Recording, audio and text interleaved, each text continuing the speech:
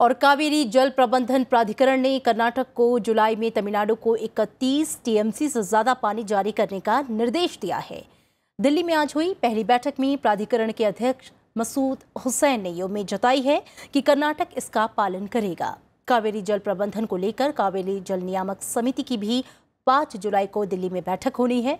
कावेरी नदी के पानी का बंटवारा कर्नाटक, तमिलनाडु के साथ केरल और पुडुचेरी के बीच है। कावेरी नदी के पानी के बंटवारे को लेकर गठित कावेरी जल प्रबंधन प्राधिकरण की सोमवार को दिल्ली में पहली बैठक हुई। सूत्रों के अनुसार प्राधिकरण के चेयरमैन मसूद हुसैन की अध्यक्षता में हुई इस बैठक में कर्नाटक को जुलाई महीने में 31 टीएमसी से ज्यादा पानी जारी करने का निर्देश दिया गया है। साथ ही ये उम्मीद जताई गई है कि कर्नाटक फैसलों का पालन करेगा।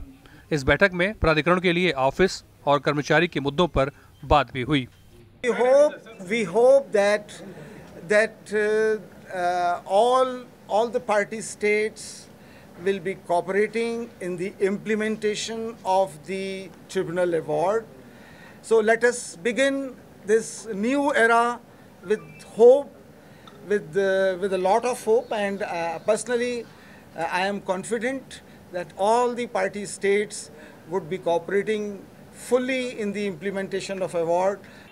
सुप्रीम कोर्ट के निर्देश के बाद पिछले महीने ही कावेरी जल प्रबंधन प्राधिकरण और तकनीकी मामलों को देखने के लिए कावेरी जल नियामक समिति का गठन किया गया था, लेकिन कर्नाटक में मुख्यमंत्री एचडी कुमारस्वामी समेत सभी राजनीतिक दलों ने इस फैसले का विरोध करते हुए अदालत में जाने की भी बात कही है।